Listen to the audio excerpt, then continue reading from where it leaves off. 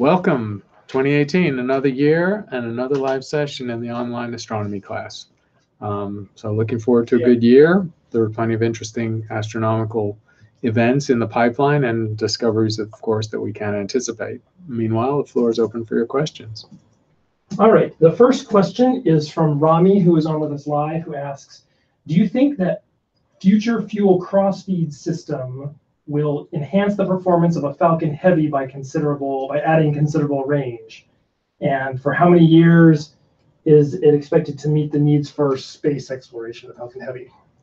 So that's a very detailed question. And luckily, just waiting outside in the corridor, we happen to have Elon Musk. He was just visiting to Matthew and I, custom ordered Teslas, and he thought he'd deliver them by hand. So he's just out. No, I'm just kidding. We don't have Elon Musk here. That would be a big visit. Falcon Heavy is, of course, the current excellent rocket of SpaceX, which is doing resupply to the space station and is sort of in the vanguard of the privatized space industry. There's a pretty intense competition underway, if you've been watching the news, between SpaceX and Blue Origins. Blue Origins is Jeff Bezos's outfit. Jeff Bezos is actually much richer than Elon Musk. Elon Musk is a little highly leveraged, so his personal fortune could well make him not a billionaire. With Jeff Bezos, there's no question he's a tens of billionaire kind of guy. Both of these rockets have shown they are fully reusable, and the question about the crossfeed and the fueling mechanism is part of the details of which I'm not familiar with, but the general design of the rocket I am. And of course, Elon Musk has worked within a traditional framework just to be as efficient as possible in the fuel injection strategy. Obviously, the fuels are traditional fuels. These are highly volatile versions of kerosene, so they're no different from the rocket fuels of the last 50 or 60 years. But in terms of engine design and materials and efficiency of injecting the fuel and getting every last ounce of energy out of that fuel, SpaceX is right at the front of the game. And this is a rocket, of course, that is able, in its most advanced incarnation, to carry people back into space. NASA is now approaching 6 years without being able to send astronauts into space. And the Constellation X program, which is NASA's successor to the space shuttle to put astronauts in space through the government funding mechanism, it has been put off yet again, funding, budget, and technical delays, pushing it probably into 2021. So Elon Musk has the field to himself, and Blue Origins will be muscling in for a piece of that pie. These are multi-billion-dollar contracts from NASA, from the government, to resupply the space station, because American astronauts are pretty continual inhabitants of the space station, along with astronauts from many other countries. And for the most part, the Soyuz launch vehicle has had the game to itself for the last 5 or 6 years since the shuttle retired. So SpaceX's economic model is initially was based on just cargo resupply to the space station. It will then transition into doing NASA's work, essentially sending astronauts into space to do the kind of work they do in space and living in space. And there's going to be a commercial aspect, of course, too. Elon Musk has also put plans in place to go to the moon for lunar tourism, not really landing at a moon base yet, but doing flybys of the dark side. A couple of other private space companies, Space Adventures is also planning to do that, sort of loops around the moon for a few tens of millions of dollars for rich people. And of course, Musk has famously bet the future farm on a Mars vehicle. And that Mars vehicle is 10 times bigger, more powerful, more expensive, more capable than anything like the Falcon rockets he's launched so far. So that's a more than an incremental improvement in the technology. And some people question whether he can actually do that, and certainly on the time frame he claims, which is 4 or 5 years. All right, our next question is from Sarah, who is on with us live, who asks, I want to study astrobiology. What advice could you give me? So astrobiology is a niche. It's a interdisciplinary part of astronomy that has grown in importance in the last 20 or 30 years in particular. Generally, astrobiology sits within an astronomy department. So if you want to study astrobiology at either the undergraduate or the graduate level, the first thing you would do is look for a very good undergraduate astronomy program, because that's a program that will almost certainly have astrobiology courses as part of the curriculum. Too small a department, or a physics department, for example, with very little or no astronomy, they're unlikely to have astrobiology. It really emerges from astronomy. That's unfortunate, because you could also imagine another set of academic programs where astrobiology is part of a biology program. But historically, that hasn't happened. Biologists have not really embraced astrobiology as a discipline. So if you're looking to study it, you sort of turn to astronomy first. There are not so many undergraduate astrobiology programs, and that's typically, of course, going to be a minor. There really are, to my knowledge, no degree programs like Bachelor of Science programs in astrobiology. It would be largely astronomy and physics anyway. Astrobiology is very interdisciplinary, but there are some undergraduate minor programs. And then once you get to the graduate level, there are full degree programs. So there are both PhD and certificate graduate programs in astrobiology at various places around the country. University of Arizona, we have a sort of a graduate minor. So if you're talking about graduate degrees, there's a lot more offerings. And those offerings, of course, do require some biology background. And typically, graduate students studying astrobiology have to take some upper division biology courses as electives or part of their curriculum, just so they can master some of the material of astrobiology. All right, the next question is from Isaac, who's on with us live, who asks, is there going to be something big, or is there going to be anything big happening in our solar system in this next year? There are a couple of, if you're just naked eye astronomy talking, there's a couple of nice planetary alignments. Pretty much every year, there are a couple of good juxtapositions of planets or alignments. Not like the syzygy, where all the major planets align in one patch of sky, but some beautiful alignments occasionally with the moon involved. Sky and Telescope is probably the best online site, the online version of that printed magazine, to show what's in the sky and those planetary juxtapositions. In terms of other planetary science, there are various, the Mars missions are doing their work. There's no brand new Mars mission that's going to happen this year, as far as I know. But there are Mars missions, the rover, of course, the large Curiosity rover continuing its work, the orbiters continuing their work. So we can expect some significant progress on Mars. Unfortunately, with the loss of Cassini, we've lost our close-up view of the Saturn system. And so we're in a limbo as far as the outer planets go. There's a Explorer Clipper-class mission that's going to go to Europa, but that's actually a couple of years off. So in the solar system, it takes years. The OSIRIS-REx, for instance, will spend the entire year of 2018 just silently traveling through space to its destination for sample return a few years later. So in some ways, it can be a quiet time in the planetary business, because existing missions continue their work, and we pretty much only get one major new mission every 3 or 4 years. All right, the next question is from Guillermo, who's on with us live, who asks, LIGO is the first telescope in human history of its kind. How will this technology grow in the future?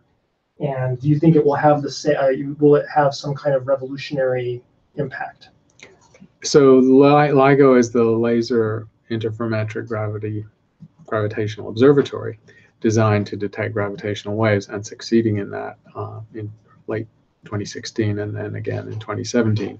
And it has already been revolutionary. The first detection of gravitational waves after, a theory that predicted them 100 years ago, and after decades of trying, was a fantastic event. And obviously it generated the 3 winners of the Nobel Prize in Physics last year. So it's already in the history books as one of the most profound discoveries of, well, not just of the young 21st century, but of the last 50 or 60 years in physics and astronomy. How will that continue to evolve? Well, with the success of LIGO, money is now starting to be pouring into that field. It's very expensive work to build these gravitational wave observatories. The 2 LIGO sites together, plus all the R&D involved, is close to $1 billion worth. That's not including the operating costs year to year. The Virgo collaboration, so the Europeans chipped in a third gravitational wave detector last year, and late last year we saw the first detection of gravity wave event with all 3 observatories. The Indians and the Japanese are both finalizing work on their own interferometers, similar design principles to LIGO. And so within, not by the end of 2018, but by the end of 2019, we'll have 5 gravitational wave observatories around the world. And they will turn those observatories together into more of a telescope. So the 2 original LIGO sites do not localize a gravity wave event very well on the sky. They just say it's in some huge swath of sky with covering hundreds of square degrees. The addition of Virgo just last year allowed that box of where the astronomical event occurred to shrink to less than 100 degrees, 100 square degrees. That's still a big chunk of sky, many times bigger than the size of the full moon. But when you have the 4th and the 5th observatories, if 3 or 4 or even all 5 observatories detect the same event, you actually start to pinpoint on the sky closely enough to actually learn more at other wavelengths. And that's what we saw with the neutron star merger event also in the last few months. So gravitational wave observatories are booming, and many countries are getting involved. It's very international. The community of researchers is several thousand strong. The Europeans green-lighted the LISA project. That acronym stands for Laser Interferometric Space Antenna, and it's essentially a space version of LIGO, where instead of an interferometer on the ground with evacuated vacuum tubes, you use the vacuum of space and just have a free-flying interferometer with 3 spacecraft bouncing lasers between them. Very ambitious, very technically difficult, but it's past its technical challenges. And so LISA has been green-lighted. That's going to take 6, 7, 8 years to launch, so not till the mid or late 2020s. But this whole field is essentially booming. All right, the next question is from a live viewer called Alan, who asks, how can amateur scientists make a contribution to gravitational waves and black hole research? So for gravitational waves, it's pretty hard for amateurs to contribute directly, because these are huge physics experiments, essentially, that cost hundreds of millions of dollars and involve hundreds of professional physicists.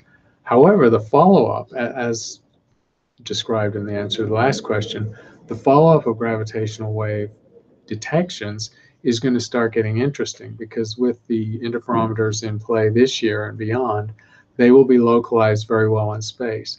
And so, as we saw with the neutron star merger event just a few months ago, when gravity waves are localized fairly well in the sky, then the game is open to a lot of people with small to medium-sized telescopes to look for the photon result of this event. Now, when black holes merge, it's not obvious that there is a photon event. When neutron stars merge, there's a kilonova and a gamma ray burst, and multi-wavelength observations can be made.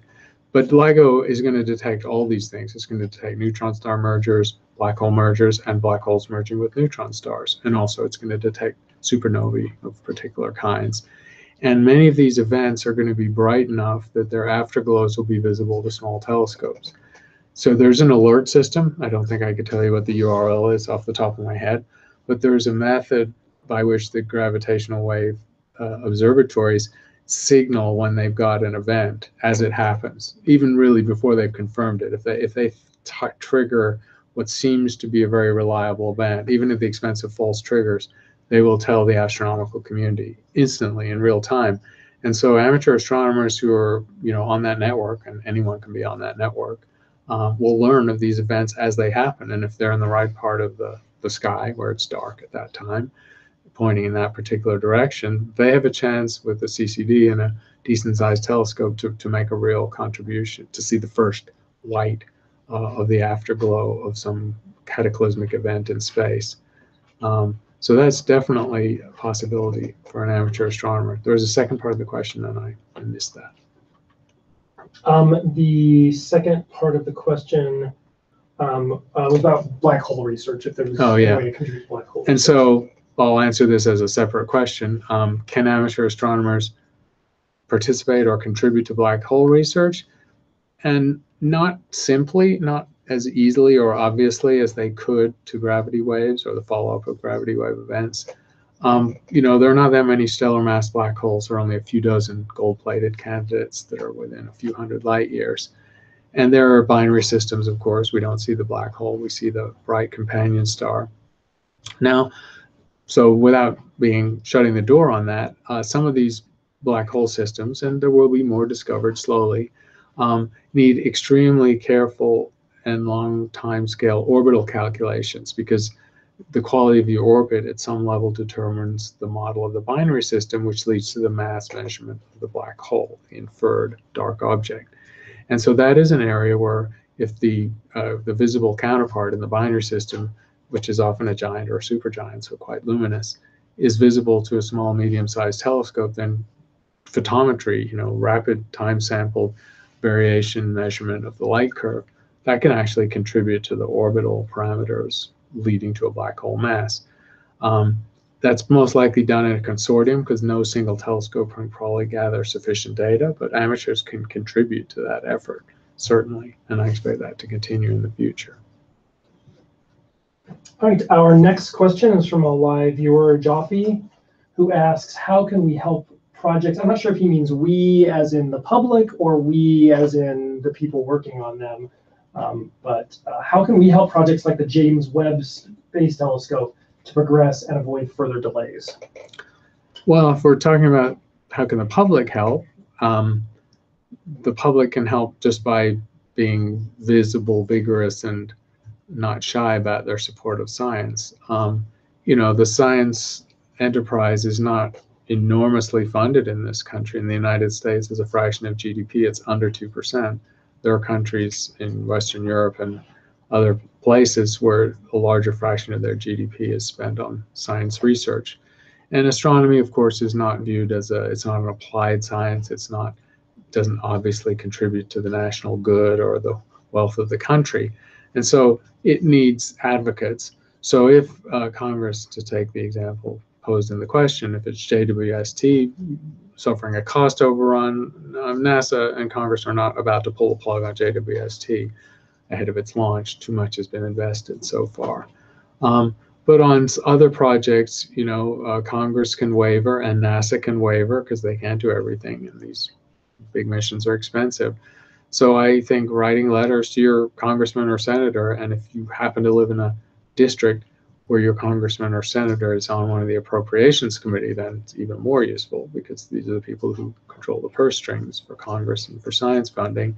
Then those letters do have a difference. Most of the mailbag, whether it's emails or traditional mail that Congress gets are on sort of bread and butter issues of economics or healthcare. They don't actually hear very often about science and research. And so, that's a good thing, actually, because it means those letters stand out. And I've had congressional staffers tell me that they value letters from the public. That is, especially from people who are not partisan or interested. Someone who works at a university like me is considered, a partisan on this because I'm paid to do science by the state. And it's much more compelling when a member of the public who's really excited by the science writes a letter. That actually carries more weight. So I would always recommend direct engagement with your elected representatives on any scientific issue that you care about. All right, the next question from a live viewer is from Yuri, who asks, do you think that the James Webb Telescope can help us find extraterrestrial life? And is that going to be, if we do find it, actually, I guess if we do or don't, will it be good or bad news? And so James Webb is indeed going to help in that search. It was not designed for it. So an important thing to point out, given the delays and how fairly recent the discovery of exoplanets and Earth-like planets has been, the James Webb Space Telescope was designed and its capabilities were set in stone really before, just as exoplanets were being first discovered and before we had any idea we'd be able to find habitable planets the way we have. So it's not actually optimized for these type of experiments, unfortunately. It can do them, but it's not optimized. The way it can do them and will do them is using its infrared spectroscopic capability. So the James Webb is an infrared optimized telescope. It works in the visible range, but only to the red visible wavelengths. most of the work of the James Webb will be in the what's called the near infrared, so the region between sort of 0.7 or 1 micron and a couple of microns. And in that region, it can take beautiful spectra of moderate or high resolution. And so one of the great scientific goals of the James Webb Space Telescope is to look for biomarkers, to look for signatures of life in the atmospheres of Earth-like or super-Earth-like planets. The problem and the limitation is that most of these planets have been found by Kepler, and Kepler is looking in a small patch of the sky, and so most of its targets are quite faint. And so, looking at the feeble reflected light of a planet is extremely hard, and these targets are far away. So the kind of spectra that James Webb is going to get are really difficult to get. And essentially, by analogy with Hubble Space Telescope, where an observation that takes 1 orbit is quite cheap, and a 10-orbit observation is a lot of investment, and 100 orbits is like a big survey project. The James Webb is going to have to spend dozens or like 100, equivalent of 100 orbits to get a single good spectrum looking for biomarkers of a single exo-Earth or exo-super-Earth. So it's only over its history, over its lifetime, going to be able to look at maybe a dozen or 15 targets, sinking a lot of time into each. And that's very high stakes poker, because you don't know what you're going to find. It may not see anything. And even at that level, the data is not wonderful. The spectral coverage of James Webb is not enormous.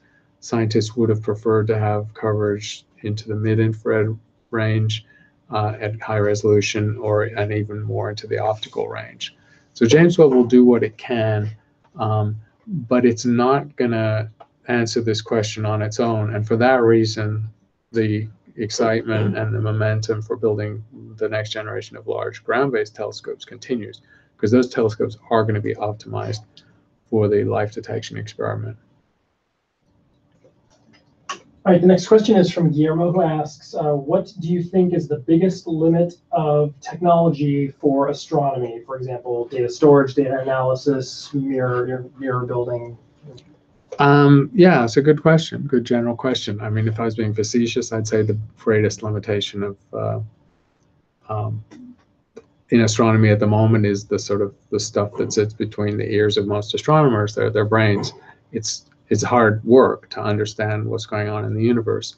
The phenomena are complex, the information is imperfect, the data is never as good as you want. And for us to be in a situation where we don't know what dark matter is, we don't know what dark energy is, we have some very profound questions about the universe that haven't been answered with the amazing tools that we have at our disposal. So it's possible these things may be very hard to understand, and we're limited in that way. Beyond that, I would say astronomers are no longer data limited in a crude sense. As CCDs have evolved, and as the number of large telescopes around the world continues to grow, most astronomers are sort of deluged in data. So astronomers are not short of data, they're not short of things to observe or data on the things they like. Really, the limitation is now in the reduction and interpretation of that data. A really good example of this is the LSST, the Large Synoptic Survey Telescope. It's going to scan the entire southern sky to sort of Hubble depth every 3 nights, and every night will deliver 20 terabytes of raw data. And it's just shoveling that amount of data and extracting the useful information from it is an enormous challenge of computation. Essentially, LSST has been banking on Moore's law continuing to hold for the next few years until it takes first light. Otherwise, they won't be able to keep up with the data. Well, that's one example. Other telescopes are in the similar situation. Actually, CERN is in the same situation. The data rates at the Large Hadron Collider also stress the world's largest computers. So astronomers are currently limited by this interesting combination of sheer computational horsepower to do, not just to take an image and store it on a computer, but to do the downstream processing and data and extraction that's required to get useful information of that image.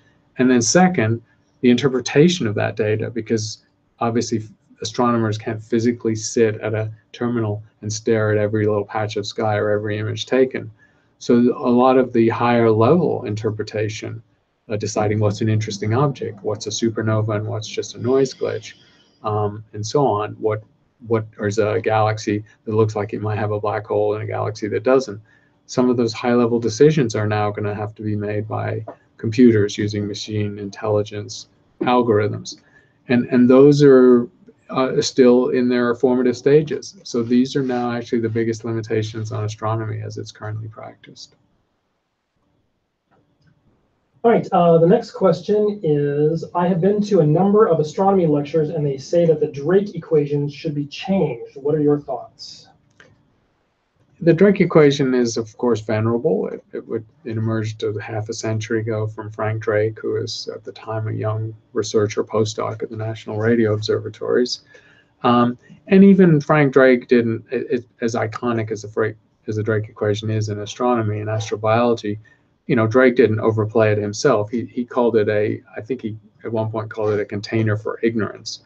And so this set of multiplicative factors that come together or multiply together to produce the number of intelligent communicable civilizations that are currently active in the Milky Way galaxy is the product of a number of factors that range from the astronomical to the sociological. And it's partly for that reason that some people think the equation is outused its usefulness. So what's happened in the last decade is that the first few terms in the Drake equation, those that are astronomical, which is to say how many stars have planets around them, how many of those planets are habitable, and how many habitable planets are there per star system, those three numbers are essentially determined now. I mean, they're going to be determined better in the next few years, but we know those numbers. There's no uncertainty, or not more than a factor of 2. All the other factors beyond that, typically 4 factors, are completely unknown. They're indeterminate. And so the Drake equation has turned into this sort of 2-part thing where the front end of it is just a number, we've measured it, and the back end of it is a set of question marks that we don't know at all. And that's really why, and when you multiply all those things together, something I know times something I know times something I know times something I don't know means you don't know it. So you're driven by the uncertainty of the largest or most uncertain parameter. And for that's the conceptual and sort of practical reason why people think it's outlived its utility. It's no longer the best way to package all that information. It doesn't necessarily suggest what's a better form of the Drake equation. There's also the concern that the Drake equation poses some of its factors or implicitly scientific questions in the wrong way, because it revolves a lot around the idea of habitability. Well, what does habitable mean? The Drake equation posits that life will exist on planets, terrestrial planets around sun-like stars, or stars not totally dissimilar from the sun, but obviously life could exist on moons of planets as well as planets, and we don't have any way of putting moons into the Drake equation. And a life, of course, doesn't necessarily need a star at all, because we have subterranean forms of life on Earth that don't depend on solar energy. So the whole habitability notion that's built into the Drake equation in a traditional way is also a little obsolete.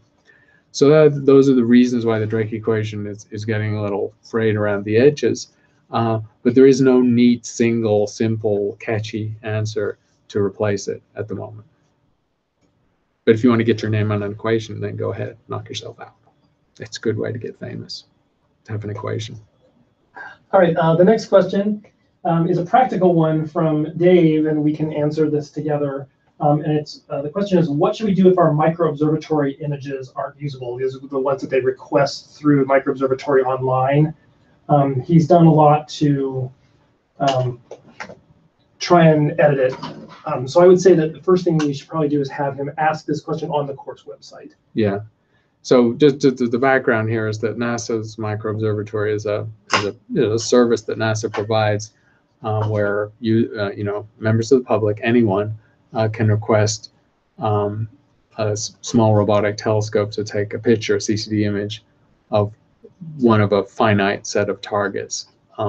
And it's a sort of on-demand system that delivers, I guess it uploads the image to a place where you can download it. You don't have a lot of direct control, of course. You don't have control of exactly when the image is taken, and the images are, again, the target list is preordained, and the mode of the taking the data, the type of filter and the wavelength of the observation is not adjustable either. So it's limited. But as far as what happens if the data is not good, I mean, Matthew's better answering that. So the other thing I would say is that they should request more. They should request subsequent images, request another image, because sometimes the pointing on those telescopes, the robotic telescopes, is a little off. Right. And so if you request another one, it might be more in the field of view. Yeah, I think the web form and the way the project is run, it doesn't penalize you for making multiple requests. I mean, they satisfy as many requests as they can, so it's not like they remember that you've already asked for this image and they'll delete you from the queue for asking for it again. So I think that's the case. Occasionally, with these robotic systems and the variable weather conditions, it may be observable, or good enough to be open, but just not very good. Seeing might be terrible, for example, or get terrible for a while. There are reasons why an image could be bad. All right, so the next question is from Norman, who is on with us live, who asks, is the University of Arizona the only place making large mirrors? The University of Arizona, yes, is the only place making large monolithic mirrors. The University of California is our competitor in the business of making very large telescopes, is making large telescopes by using a mosaic method. And that's, if you think of the Keck telescopes, which were made of 36 hexagonal elements put together to make a 10-meter aperture, and they're twin Keck telescopes on Mauna Kea and Hawaii. So the University of California, the Lick Observatory is the lead on it, University of California at Santa Cruz. They have a facility, so a commercial facility, where they make their much smaller individual mirrors and then mosaic them together under laser control to simulate a large mirror. But yes, we make the largest monolithic mirrors in the world. All right, the next question is also from Norman, who asks, what is the current state of simulation of galactic motion and the relation of that galactic motion to the study of dark matter? So the surveys of the motion of stars in the galaxy is a venerable field. The mapping of the Milky Way started in the 1930s. It started Jan Oort, a famous Dutch astronomer, who lived well into his 90s and was active writing papers into his 90s, which is amazing to think about. He was a pioneer of galactic structure. And then the birth of radio astronomy in the 1930s and 40s allowed us to map out the gas through the disk and to the far side of the galaxy. So mapping the motions in the Milky Way is a field that's 60 or 70 years old. And of course, part of that work led to the inference of dark matter in the Milky Way, where we're embedded, the stars we see and the gas we see is embedded in a halo that's 5, 6, or 7 times more massive, that extends to much larger distances, several 100,000 light years. So the status of galactic mapping projects is that they've just steadily become more sophisticated. With radio interferometers and bigger radio telescopes, the mapping of the disk, the gas disk of the galaxy, has become more exquisite. It hasn't changed any of the fundamental inferences of dark matter. What has changed, however, is the subject which I would call galactic archeology. So the optical astronomers who study individual stars in the halo, especially halo stars in the galaxy, have found some very interesting things. They found populations of halo stars that clearly speak to the fact that our galaxy, the Milky Way, was put together from different pieces. And this all comes from kinematics, from motions. So they essentially find streams of stars. They find groups of stars that rotate with the general galactic rotation, and some that counter-rotate, which is a very direct indication in a small region of sky that they're infalling, that the Milky Way ate a smaller galaxy, moving at a different speed when it fell in. There are tidal tails and streams of stars that show the eating history of the galaxy as it grew by mergers and accretions over billions of years. And this is all measured through motions with Doppler shifts and spectroscopy of individual stars. So it's a very exciting field, and that's moved very fast in the last few years. That's probably the largest new game in mapping galactic motion. And it's also told us a lot about the early history of the Milky Way and how our galaxy formed and evolved. All right, the next question is about SpaceX, and it's from it's kind of two questions from Chris and another viewer who asked, what is your opinion on SpaceX's goal to colonize Mars? Do you think it's possible in general? And if yes, do you believe they can do it? And then what do you think about them sending a car into space? Wait. A car. He's going to shoot a Tesla Roadster into space. Right. So Elon Musk is, he's had dreams of Mars for a long time. He's in an interview, I think it was in Fortune magazine, he famously said he wanted to die on Mars. So he wants to be a Martian colonist and is willing to risk his life to be that kind of a person. So he's very much committed to it, and he has the resources and the technical expertise probably to get to his goal. And so that's my opinion. He has had to, his initial Mars colonization or travel plans were overly ambitious, and he sort of had to scale them back and extend the timeline just in the last year. And if you watch he has this nice, beautiful little promotional video on the Mars. It's the Interplanetary Transport System. I think that's what it's called. ITS is the acronym. This beautiful little 5-minute video, simulated video of people boarding this enormous spaceship, hundreds of people launching off to Mars and landing at a prefabricated colony site. That is decades off. I mean, really decades off. He may not live to see that happen. However, I do believe in stages he will get to his goal of sending one of his rockets to Mars with a minimal crew of 3 or 4 people, and they will probably be able to do short duration visits, and that's the strategy NASA's going to take. But he'll probably get there before NASA. NASA won't get to that goal until the late 2030s at this point, and Musk should get there in the early to mid 2020s. As far as colonizing Mars, though, that's just an awful lot more work. You have to build so much infrastructure, and it's dangerous. It's hazardous work, and it's very expensive work. And it's not clear that he has the pockets for that, because it's not going to be a paying proposition. It's not like joyrides in space or motels in orbit around the Earth. It's probably a paying proposition with an economic model. It's not clear what the economic model for Mars is, and none of his documents really speak to that. As far as launching a Tesla into space, well, it's a publicity stunt at some level. The problem is, launching anything into space is expensive because the cost is a few $100s per kilo.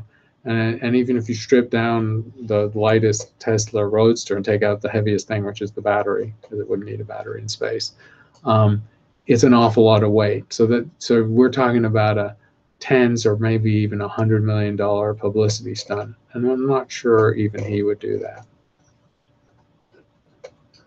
All right, the next question is from Richard, who's on with us live, who asks, can you talk a bit about the recent updates to Tabby's star? This is the one that people were conjecturing that there might be some kind of alien megastructure around.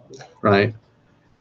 It's still not a resolved scientific issue. Tabby's star, and I forget what its more indigestible astronomical name is a star that caused a lot of attention because it showed a light curve, which is to say the variation in the intensity that comes from it, with all sorts of structure and jaggedy edges and rapid changes, not repeating, not periodic, sort of chaotic.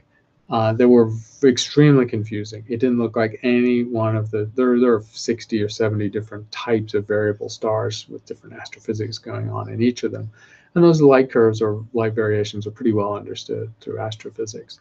So this didn't look like any of those. And so by the process of elimination, nobody knew what it was. And it was so bizarre that people leapt to the more extreme interpretation, bearing in mind Carl Sagan's admonition that extraordinary claims require extraordinary evidence, that this could be an alien civilization. But that is an extraordinary claim, and the evidence really was never extraordinary. So people have tried hard to find traditional astronomical interpretations of this light curve in terms of debris disks with very unusual distributions of matter, chunks of rock, essentially like broken up asteroid belts where the distribution of the material is very uneven or non-uniform, which would lead to kind of very rapid and extreme variations in a light curve. But nobody's really managed to model it in a natural way that way either. So this star sort of sits in a limbo category at the moment. But the locus of the field generally of the people paying attention to this and imagining what it might be is that it does have a pretty, in the end, it'll have a mundane astrophysical explanation. All right, our next question is, how can we protect astronauts in space, on the space station or on Mars or on the moon, against radiation? Could we alter their genome to resist radiation? Could they live underground? Yeah, I mean, the vulnerability is, of course, in space, because in space, whether you're in the space station or traveling on a vehicle to Mars, weight and mass is at a premium. So the best shielding against cosmic rays and radiation is, of course, metal, thick metal shield, and that's heavy. I mean, there are lighter, you could use beryllium, you could use some light materials and make and do pretty well. But either way, you're adding mass, and so that's just expensive. So most spacecraft that are going to carry people, say, to Mars, a long journey, will give their occupants a lifetime, maybe even a couple of lifetimes worth of radiation dose just during the trip there, 8 or 9 months and back. Well, what is that? That actually works out to about a 4 to 6% incremental increase in the risk of cancer over your lifetime. It's actually not that big a risk. So the extra radiation hazard and hazard from micrometeorites, that's another risk too, is an incremental risk, but not a dramatic one. Once, however, you get to one of these destinations and you're in a place with no atmosphere like the moon, or almost no atmosphere like Mars, and no magnetic field or no significant magnetic field to deflect the high energy radiation, true of both moon or Mars, then you're going to get a lot of radiation dose. And if you're a colonist, that could just kill you. So most designs of Martian habitats have methods. You have to get around these science fiction visions or these art book drawings of sort of glistening, translucent domes and sitting out with the red landscape of Mars visible through the dome. That's not what's going to happen. They're going to build hardened shelters underground. There are some quite low-tech methods for taking the Martian soil, or regolith, and turning it into slump block. You can just use sort of electrical methods to heat and melt it and turn it into blocks, and you just sort of create building materials. And so even though you will have a sort of bubble dome basis, you're going to coat it with probably meters thick of Martian rock to shield it from this cosmic rays. And so you're not going to have big picture windows or anything like that, but you will protect your astronauts and your colonists that way. So that's pretty much how it's going to be done, just to avoid their long-term radiation risk. All right, the next question is from Muzahir, who's on with us live, who asks, why doesn't dark matter affect planetary motion? So it's a good question. Dark matter is ubiquitous. We think it's the biggest single ingredient in the universe, apart from dark energy, which we simply don't know what it is. It outweighs normal matter by a factor of 6 or 7. So it seems like it should have an effect on all scales. However, in the solar system, the motions and the dynamics of objects in the solar system are overwhelmingly dominated by the sun. 99.9 or so % of the mass of the solar system is in the sun, and it drives all the motions of planets, asteroids, comets, etc. Dark matter does exist within the solar system, just as it does within this room and the room you're standing in and everywhere on Earth and throughout the galaxy. But the average density of that dark matter is roughly the equivalent of 5 protons per cubic meter. That is a tiny, tiny density of dark matter in the average region of space. It's billions of billions of times less than the density of matter in a terrestrial environment like the air we're breathing. So the amount of dark matter available on scales in the solar system to change the motion of anything is really small, because dark matter only has its impact, its weight, if you like, when averaged or integrated over very large scales. So dark matter is in the solar system, but it's almost undetectable on those scales by its influence on anything. All right, the next question is from Rami, who's on with us live, who asks, what are your thoughts about the question of sending interstellar probes as soon as possible or waiting for better technology and faster ones to send later? Do you think there's a sweet spot? There could be a sweet spot, and I think we're not there yet, and we may be there in about 10 years or so. So it's a good point. I mean, do you do something now with the technology you have, recognizing it's slow, inefficient, and not optimum, or do you just wait till you get a better technology? Now, Seth Shostak, colleague and friend who works on SETI, Search for Extraterrestrial Intelligence, he likes to roll out the analogy with Queen Isabella and Columbus and the exploration of the Americas, where Queen Isabella, wanting to resist Columbus's request for a large amount of money from the Spanish government, could have just said, well, why don't you wait a few hundred years until you have a jumbo jet, and then you can just get there in a few hours, instead of going in these tiny little ships and risking everything, and it takes months, and you might not even get there. And of course, he didn't get there. And so that's another version of the argument. You do what you can with the technology you have. But the question is still fair. Are we anywhere near a reasonable place to do this? The Breakthrough Starshot project would argue we are. This is a very recent development which plays out the trend of micro-miniaturization, nanosats, and so on, and projects that very soon, if not next year, we will be able to create tiny little satellites filled with sensors, things that literally may be no more than a gram in weight. If we then attach 1 meter solar sails to them, gossamer thin sails collecting solar energy and using it for propulsion, then in principle you could accelerate your little nano satellite to a few % of the speed of light, and it would then coast to a nearby star system in 40 or 50 years. Well, Breakthrough Starshot plans to put the energy into the solar sails from lasers, focused trillion terawatt lasers on the ground. That's an unproven technology as well. But all that suggests that Breakthrough Starshot, the fact that it has $100 million and probably more to come, and is trying out these technologies, suggests we're not too far from being able to try it. And so I think within a decade, the first attempts to send miniaturized robotic probes to a nearby star system will happen, and the target speed will be, say, 5% of the speed of light. Now, it is entirely possible, in the framing of the question points it out well, that you wait another 10 years and you have an even more miniature technology or a better propulsion or acceleration system, and so you could have another set of probes that overtake the ones you sent 10 years before and get there first. And I guess we'll do that too. I mean, having a superior technology doesn't mean you were wrong to do the initial experiment. If the experiment is really doable and doable in a plausible timescale, then you probably should do it. And so I think both of these things will happen. All right, Bill, who is on with us live, asks, do you have any suggestions for a book about how to use a small telescope, such as a MEAD or a Celestron? I don't have any particular recommendations because they sort of change every few years, but I do know that Astronomy and Sky and Telescope magazines both have observer sections with observing guides, and they have reading lists with books exactly like the ones you're asking about. So rather than speak outside my expertise on specifics, I will recommend you to those two sources.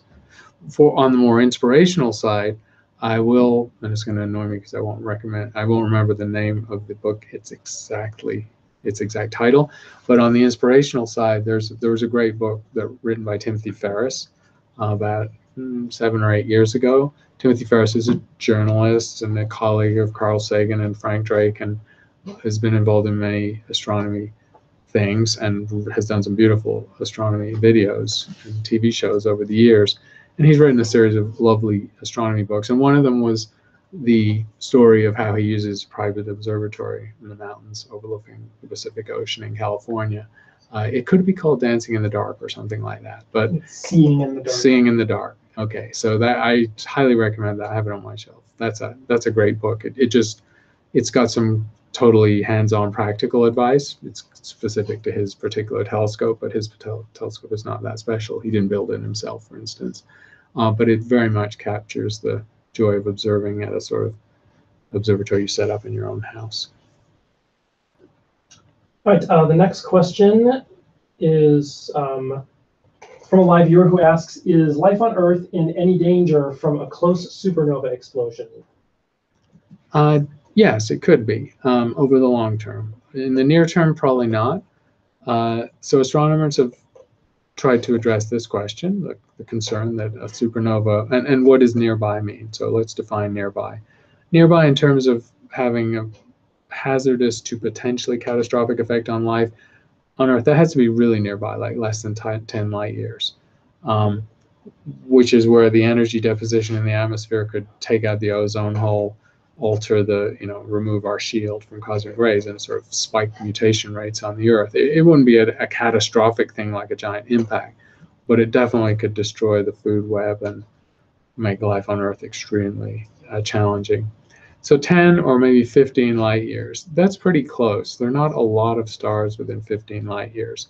And so we know what they all are. Most of the stars within 15 light years are dwarf stars. They're not stars that are going to die as supernovae. The number of massive stars is actually down to a handful. And so we do know a handful of massive stars whose fate will be to die as a supernova and leave behind a black hole. None of them, to the view of astronomers who take the data on them and look at their spectra in particular to guess their evolutionary stage, are so close to the end of their life that we have anything to worry about soon. And by that I mean, the final crescendo death spiral, death cycle of a massive star still takes 1 million years or so, and none of these giant stars are approaching that phase. So in other words, nothing's going to happen soon. But if you back off to larger distance, maybe 20 or 30 light years, a larger number of stars come into play. You're talking about dozens of massive stars. And that larger sample does include a few which could well be very near the end of their lives, and whose exact fate and how bright a supernova they might give rise to is really not clear. It's not easy to determine. And there's at least one star, I think it's WR109, that people have their eye on because it could actually die as one of the most catastrophic supernovas, a hypernova, a gamma ray burst episode, essentially, where if we happen to be in the beam of the gamma ray burst, we're all toast. So that's a doubly unlikely event because it's not clear that that star is going to die anytime soon. And even if it did, it's not clear that it's spinning in such a way that its gamma ray burst jet would be pointed at the Earth. That actually would be very unlikely. So basically, there's not too much to worry about on this score. Okay, the next question is, there are two very similar questions, and it's basically, why does a molecular cloud collapse into a flat disk and not a ball? Say when a protostar forms or when a galaxy forms, why do they end up as flat disks as opposed to spheres? Right. It's a good question. The most natural and symmetric state of anything is, of course, spherical. But also the universe is a chaotic place with motions in different directions. And when you look at the shape of nebulae in space, just look at the classic nebula, you see chaotic shapes and non-uniform shapes. You don't see a lot of spherical gas clouds out there. So most gas clouds don't collapse into spheres because they don't start out as spheres. And you just look at the chaotic regions of space. When they're triggered to collapse, and the collapse just could happen naturally, they should just gradually get slightly and slightly denser until they lead to a runaway process of collapse. So they're not starting out symmetric or spherical, and so they're not going to end up symmetric or spherical. The other thing is that the chaotic motions in the universe lead most large volumes to have a slight degree of rotation or vorticity. So you can literally think of sort of vortices in space, or the chaos of the cosmos leads to slight amounts of rotation on different scales. And that rotation is not all in one direction. It's some rotating one way, some another way. The axes of this are all different. So when a gas cloud of even a chaotic or irregular shape collapses, and it has some rotation, which means angular momentum, there'll be a preferential effect where the collapse is easier along the axis, along the spin axis, or perpendicular to the spin axis, and is resisted in the equatorial plane of the spin because obviously there's a centrifugal force that keeps the gas wanting to be further out. So the fact that there are small amounts of rotation in the universe in these chaotic regions of gas means both that the collapse is not completely symmetric and that it tends to preferentially happen along a spin axis that the gas had. As the gas cloud does get smaller, its spin rate increases, and so it'll gradually turn from something that's quasi-spherical or sort of chaotic and quasi-spherical into something that's sort of disk-like. All right, while we have many great questions remaining, this is going to be our last one because we are out of time for today. The next question is from the final question is from Muzahir, who asks, do black holes live forever?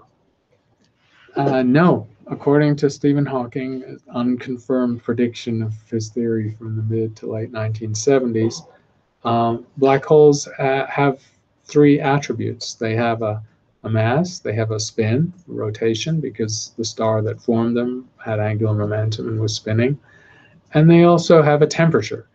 So that was the surprising property that Hawking predicted, that they would have a temperature, because how can a black hole have a temperature? Isn't it supposed to be black? Well, black holes are not immune from the laws of thermodynamics, and so in the theory of black holes that was developed in the 1970s, Hawking deduced that black holes do have a temperature. And what this is related to is the formation of particle and antiparticle pairs from pure gravity near the event horizon of a black hole. And the net leakage of particles from this situation corresponds to a slight loss of mass from the black hole. So the black hole has a temperature, and if it has a temperature, you think of anything that radiates, it's giving off energy. Well, energy and mass are equivalent according to Einstein, E equals mc squared. So anything that radiates energy is equivalently radiating mass. So it's evaporating or getting smaller. And that was the basis of Hawking's prediction. The timescale for this is enormously long. So the math of it suggests that a black hole the mass of the sun would take something, I think, like 10 to the power 56 years to completely evaporate by Hawking radiation. It's just a phenomenal length of time, an unimaginable life of time. The evaporation rate decreases as the mass of the black hole decreases. So if the universe had made primordial microscopic black holes, black holes the mass of a rock or the Earth or a moon, then those evaporation timescales might be smaller than the age of the universe, or even small enough to be observable. But as the things stand, we only know of big black holes, and those big black holes evaporate so slowly that neither that radiation, the Hawking radiation, nor the evaporation or loss of mass has ever been observed, and in fact, it's so small that it may be forever unobservable to modern astronomy techniques, unfortunately, because it would be cool to confirm. So these are great questions, as always. Next week, all of our group, or almost all of our group, are in Washington for the American Astronomical Society's annual meeting. It will be a big gathering of astronomers. We're all hoping we can avoid one of the East Coast snowstorms that seem to be hitting every few days. And we'll probably be with you the week after that. So goodbye.